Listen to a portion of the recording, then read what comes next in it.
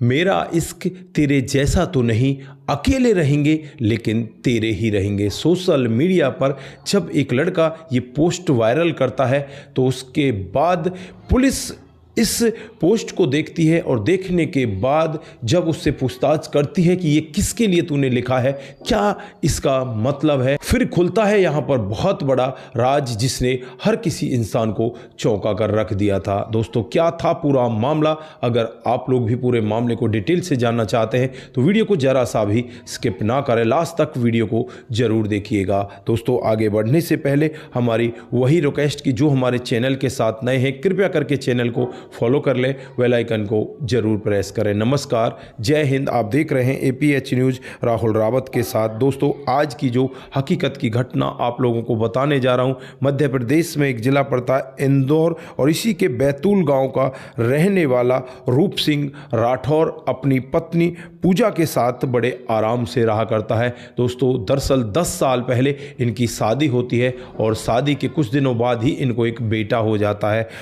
पत्नी जो अपने पति रूप सिंह से कहने लगती है कि अब हम गांव में कैसे रहेंगे, क्योंकि हमारा बच्चा अभी दिन प्रतिदिन बड़ा होता जा रहा है और इसकी पढ़ाई के लिए भी हमें पैसों की ज़रूरत है। इसे अच्छी शिक्षा देने के लिए क्यों ना शहर जाया जाए। फिर मध्य प्रदेश के इंदौर के रूपनगर में एक कमरा किराए पर ले लिया जाता है और वहीं पर जाकर ये रूप सिंह राठौर अपनी पत्नी को, अपने बच्चे को लेकर रहने लगता है। धीरे धीरे समय बीतने लगता है। पहले तो रूप सिंह राठौर इधर उधर कंपनियों में नौकरी तलाश करता, कभी तो इसका काम लग जाता, कभी छूट जाता। फिर यहाँ पर रजाई गद्दे की खरीद कर लाने लगता है और उन रजाई गद्दों को अच्छे दामों में बेचने लगता है। धीरे धीरे इसका कामकाज आगे बढ़ने लगता है। तो 14 फरवरी 2024 का वाकया होता है जब रूप सिंह राठौर अपने घर से निकलता है, उसके बाद घर वापस नहीं आता।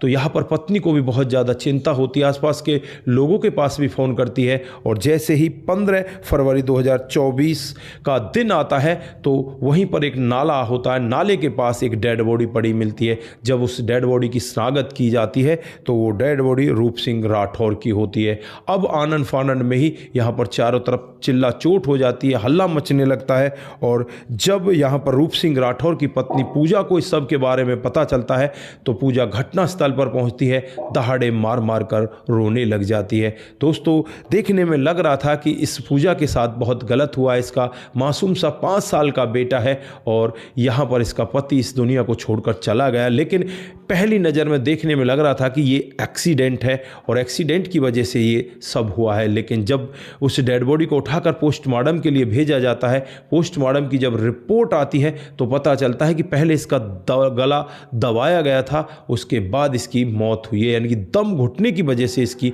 मौत हुई है।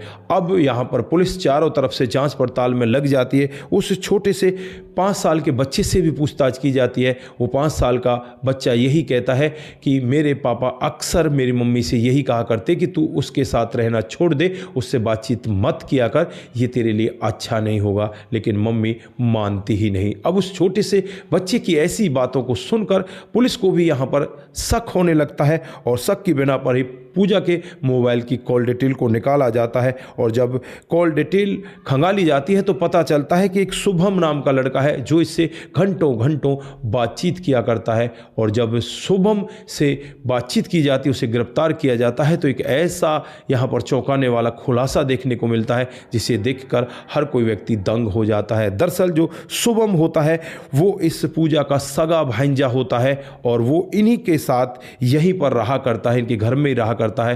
दोस्तों, धीरे धीरे समय बीत रहा होता है, रूप सिंह राठौर का रवैया चेंज होने लगता है, वो शराब पीने लगता है, शराब का आदी हो जाता है। पत्नी को उसका रवैया ठीक नहीं लगता और वो अपनी खुशी इस भांजे शुभम में ढूंढने लग जाती है और शुभम के साथ उसका एक ऐसा रिश्ता बन जाता है जो एक पति पत्नी जैसा रिश्ता होता है। अपने भांजे के साथ वो इस तरह के रिलेशन में आ जाती है। जब इस सब के बारे में एक दिन रूप सिंह राठौर को पता चलता है तो रूप सिंह राठौर यहाँ पर अपने भांजे के साथ मार पिटाई करता है और उसे घर से निकाल देता है। लेकिन पत्नी अब उसको उसकी आदत लग चुकी थी, वो शुभम को छोड़ना ही नहीं चाहती थी क्योंकि उसका पति तो हर दिन शराब पी कर आता और उसे अब लत लग चुकी थी अपने जवान भांजे की, तो वो जवान भांजे के साथ रहना चाहती थी। लेकिन यहाँ पर पति ने उसे भगा दिया था तो अब यहाँ पर ये मिलकर एक प्लान बनाने लगते हैं और जो शुभम होता है अपनी मामी से वीडियो कॉल पर बहुत सारी बातें करता है और वीडियो कॉल पर ही 14 फरवरी को पहले से ही 4 अपने दोस्तों को उसके घर में भेज देता है और मामी से कहता है कि पहले उसके मुंह में कपड़ा ठूसो और कपड़ा ठूसने के बाद ये चारों लोग उसका काम तमाम कर देंगे। दोस्तों होता भी कुछ ऐसा ही है। जो यहाँ पर पूजा होती है उन 4 लोगों के साथ मिलकर अपने पति रूप सिंह राठौर को पकड़ लेती है, उसके मुंह में कपड़ा ठूसा जाता है और उसके बाद ताबड़तोड़ उसके सर पर, उसके शरीर में जहाँ भी ताकत लगाते हैं वहीं पर ये वार करते हैं और उसके मुंह को तब तक दबा कर रखा जाता जब तक उसके प्राण पखेरु उड़ नहीं जाते। और फिर इसे एक्सीडेंट का रूप देने के लिए ये लोग एक बहुत बड़ी प्लानिंग करते हैं। प्लानिंग के तहत ही उस डेड बॉडी को नाले में डालकर आ जाते हैं। लेकिन कहते हैं ना कि क्राइम चाहे कितने ही सातिर तरीके से क्यों ना किया जाए, उसके पीछे कोई ना कोई बड़ी वजह जरूर रह जाती है। पाप छुपाए नहीं छुपता। दोस्तों अब यहाँ पर दोस्तों पुलिस इन दोनों को गिरफ्तार कर लेती है और उस पर एक शेर लिखा होता है, मेरा इश्क तेरे जैसा नहीं, अकेले रहेंगे पर तेरे ही रहेंगे। इस पूरे मामले का यहाँ पर बहुत बड़ा खुलासा देखने को मिलता है कि ये अपनी मामी के लिए ये सब लिख रहा था और ये जब लिखा था इसने जब ये अपनी मामी से दूर हो गया था और जब इसके मामा ने इसे मार पीट कर घर से भगा दिया था। तो दोस्तों फिलहाल के लिए यहाँ पर इन दोनों को गिरफ्तार कर लिया जाता है और उन 4 लोगों के बारे में भी जांच पड़ताल पुलिस लगा रही थी और कुछ ही दिनों के बाद उन 4 लोगों को भी गिरफ्तार कर लिया जाता है। कुल मिलाकर ये 6 लोग जेल के अंदर चले जाते हैं और यहाँ पर जो रूप सिंह राठौर है उसे हमेशा के लिए इस दुनिया से विदा कर दिया जाता है। 5 साल का एक मासूम सा बच्चा इनके पीछे रोता बिलखता चीखता रह जाता है, उसकी अब कौन खबर लेने वाला है। तो दोस्तों यहाँ पर आप लोगों ने देखा किस तरह से अवैध संबंधों का जो नतीजा है वो बहुत ही गलत होता है। यहाँ पर अवैध संबंधों के चलते हुए कितने सारे घर बिखर जाते हैं, कितने लोगों के जीवन में कठिनाइयाँ आती हैं। तो दोस्तों इस घटनाक्रम से हम लोगों को बहुत कुछ सीखने की ज़रूरत है। अगर किसी की पत्नी ज़्यादातर फ़ोन पर बिजी रहती है, वो अपने आप को टाइम नहीं दे पा रही है या हमें टाइम नहीं दे पा रही है, तो हमें भी ये चीज़ मान लेनी चाहिए कि कहीं ना कहीं आपके ऊपर भी खतरा मंडरा रहा है। तो दोस्तों सावधान रहें, सतर्क रहें और रिश्तों की अहमियत को ज़रूर समझें। अपना ख्याल रखें, परिवार का ख्याल रखें। नमस्कार, जय हिंद, जय भारत।